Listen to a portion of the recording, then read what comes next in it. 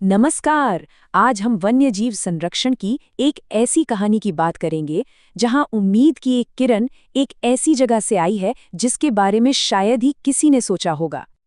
अच्छा, चलिए इस पूरी बातचीत की शुरुआत एक सीधे से सवाल से करते हैं। अगर कोई पूछे कि भाई भारतीय राज्य बिहार में 50 से भी ज्यादा जंगली बाघ कहाँ देखने को मिल सकते हैं?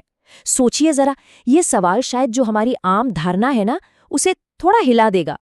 और जवाब है बिहार के इकलौते टाइगर रिजर्व में। जी हाँ, सिर्फ एक।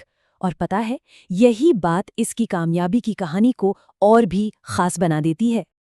तो चलिए अब सीधे मुद्दे पर आते हैं और जानते हैं बिहार के बाघों के इस इकलौते घर वाल्मीकि टाइगर रिजर्व के बारे में।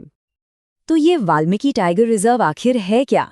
देखिए, ये बिहार का अकेला, जी हाँ, अकेला टाइगर रिजर्व है और इसकी अहमियत इतनी ज्यादा है कि इसे नेशनल पार्क और वाइल्ड लाइफ सैंक्चुरी दोनों का दर्जा मिला हुआ है। अब जरा ये देखते हैं कि दुनिया के नक्शे पर इसकी लोकेशन इतनी खास क्यों मानी जाती है। ये रिजर्व बिहार के बिल्कुल उत्तर पश्चिमी कोने में पड़ता है, पश्चिम चंपारण जिले में। और जो बात इसे बहुत ही ज्यादा महत्वपूर्ण बना देती है वो ये है कि इसकी सीमा नेपाल के मशहूर चितवन नेशनल पार्क से एकदम लगी हुई है। मतलब ये एक बहुत बड़ा खुला गलियारा बन जाता है जिससे बाघ जैसे जानवरों को एक देश से दूसरे देश में आने जाने और पनपने में जबरदस्त मदद मिलती है। चलिए अब जरा इस रिजर्व के अंदर झांकते हैं और इसकी बनावट को समझते हैं। इसे कैसे बांटा गया है ताकि यहाँ के जानवर महफूज रह सकें। इसका पूरा एरिया है करीब करीब 900 स्क्वायर किलोमीटर।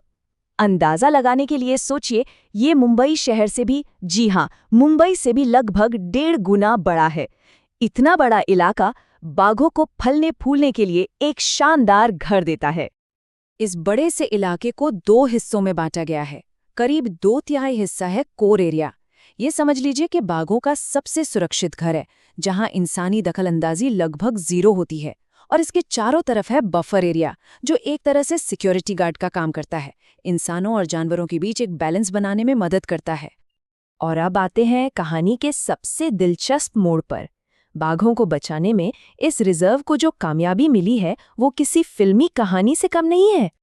एक वक्त था जब यहाँ बाघों का भविष्य सच कहें तो काफी धुंधला था, लेकिन पिछले कुछ सालों में लगातार कोशिशों ने पूरी कहानी ही पलट दी है। और बाघों की आबादी में जो उछाल आया है वो वाकई कमाल है। किसी ने बिल्कुल सही कहा है, ये एक प्रमुख प्रजाति के लिए एक शानदार वापसी है। इससे बेहतर शब्द शायद हो ही नहीं सकते। तो आखिर वो नंबर है क्या? वो जादुई आंकड़ा कौन सा है जिसने वाल्मीकि को उम्मीद की एक मिसाल बना दिया है? हाल की गिनती के हिसाब से यहाँ बाघों की संख्या पहुंच गई है 54। सच कहूं तो यही नंबर इस पूरी कहानी का असली हीरो है।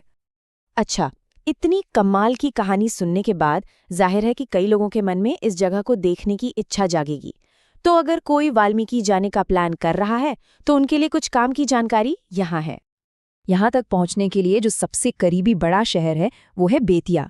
अगर हवाई जहाज से आना है तो सबसे पास का एयरपोर्ट पटना में है और वहाँ से सड़क के रास्ते यहाँ तक पहुँचने में करीब 7 से 8 घंटे लग जाते हैं। तो वाल्मीकि ने एक शानदार जबरदस्त वापसी तो कर ली है, लेकिन देखिए, हर कामयाबी अपने साथ नई चुनौतियां भी लाती है। अब सवाल ये उठता है कि जैसे जैसे इस रिजर्व का नाम होगा, लोग यहाँ आएंगे, तो क्या हम इस बढ़ते टूरिज्म और दूसरे दबावों से इस अनमोल विरासत को बचा पाएंगे? बिहार के इस इकलौते टाइगर हेवन का भविष्य असल में हम सबके मिले जुले प्रयासों पर ही टिका है। सोचने वाली बात है ना?